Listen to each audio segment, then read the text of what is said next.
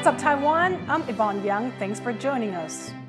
Fake drone footage that appears to show a Taiwanese military base in detail has prompted officials in Taiwan to issue a warning about China's online cognitive warfare campaigns.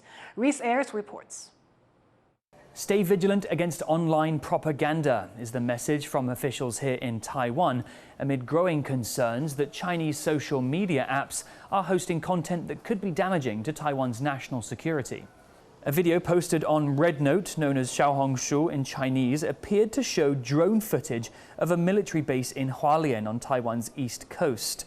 The defense minister has come out to say that the videos are digitally composed and that there was no evidence of drone activity at the time.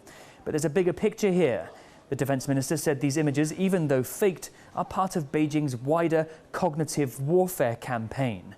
For more on what those campaigns are, I spoke to Eric Xu from Double Think Lab, a civil society organization that focuses on researching Chinese influence operations and disinformation campaigns.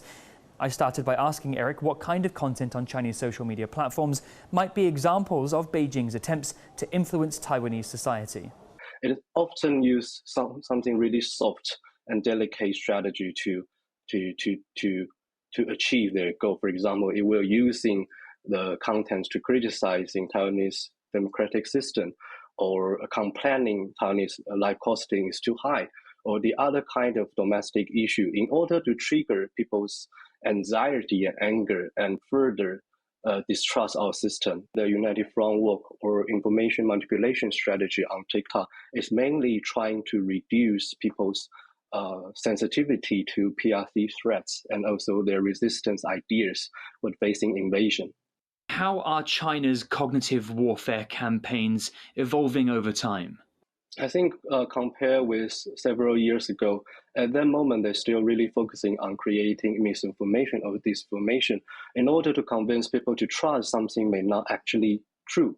However, the strategy is slightly changed. It's using more what we call information manipulation strategy in order that the point is to trigger people's negative image and then to increasing the polarization among Taiwanese society. So, and eventually, when we distrust the system, it kind of achieved their goal. Now, Taiwan is urging schools to have more and better media literacy classes for young people, something Eric also agreed with during our conversation, adding that people of all age need to be aware of content that makes you feel strong emotions, as that might be a video that's trying to manipulate you.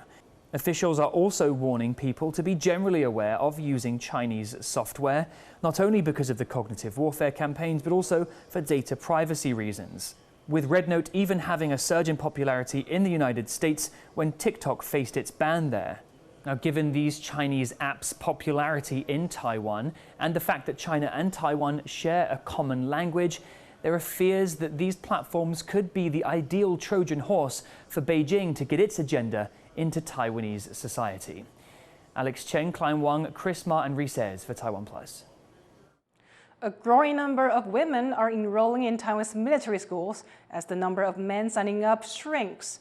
In some courses, there are now more women than men. John Ventrias reports.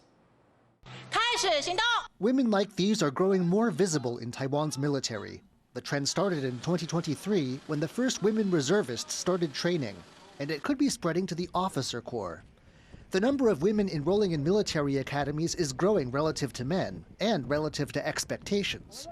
This year, National Defense University hasn't followed its normal gender quota for admissions. Its engineering, political warfare, and management tracks all have more women and fewer men than expected. This isn't to say there's a gender balance across the board. Men outnumber women in engineering 2-to-1. But in one case, the management course, women have overtaken men, overshooting the gender quota by 210% in the process. As lawmakers wonder about this trend, the defense minister says the same standards apply to all students regardless of gender. 为什么男性那现在在报名军校，那会相对于女性少这么多呢？采成绩的一个排序，择优来录取。我们也不认为女性的表现会比男性来得差。Though it doesn't explain the drop in men's enrollment, one possible reason being floated for women's growing interest in military careers is the fact that it pays. Last month, the military raised pay for base-level officers and soldiers by up to $400 a month. Officials say the move has been especially helpful when it comes to holding on to personnel. 到目前为止，就是报退伍有600多个人抽回来，那不适服的部分也有87个，他已经报不适服，但是在加薪之后，他又把它抽回来。 Though not obligated like men to do military service, Taiwan's women are showing a growing commitment to playing a role in national defense. And what's begun at the bottom of the ranks shows signs of rising to higher levels. Howard Zhang and John Van Trieste for TaiwanPlus. Elections for the next KMT chair are set for later this year, and speculation is growing over who could challenge incumbent Eric Zhu. For more on the race for the next KMT chair and to find out what a new leader could mean for the party, Cadence Quaranta spoke to political risk analyst Ross Feingold.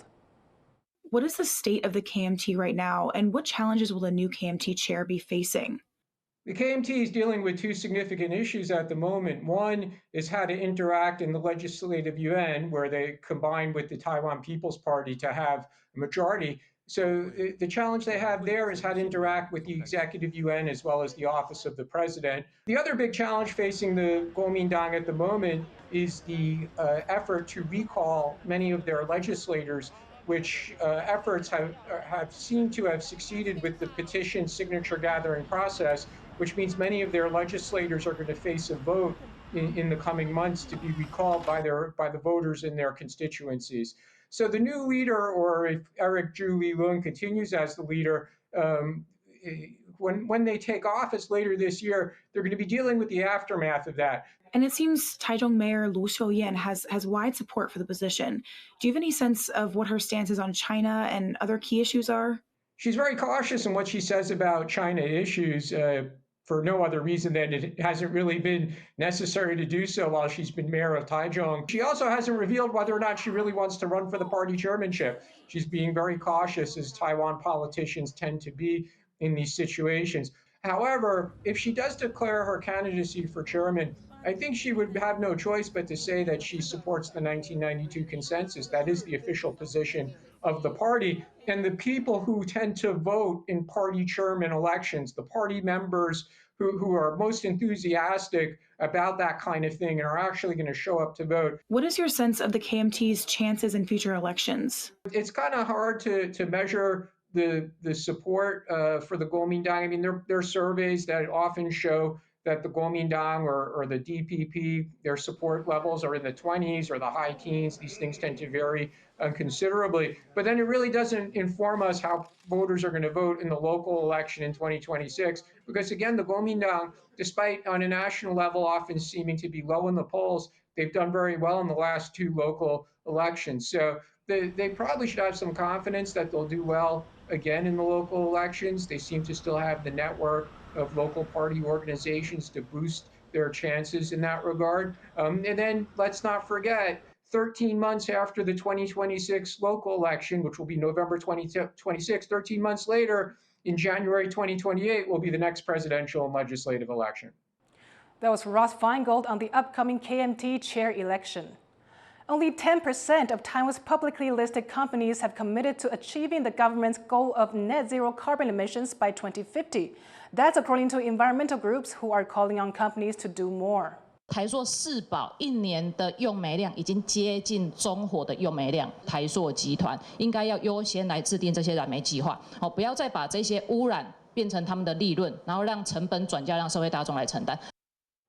Activists spoke in Taipei as the country fires up more coal power generation to compensate for the recent shutdown of its lost nuclear reactor. The groups are calling for clearer government guidelines and want companies to set out solid carbon reduction goals for 2030. Thank you for watching What's Up Taiwan. Finally, we take a stroll on the streets of a French town once famous for its stonemasons. I'm Yvonne Yang. Take care, and I'll see you next time.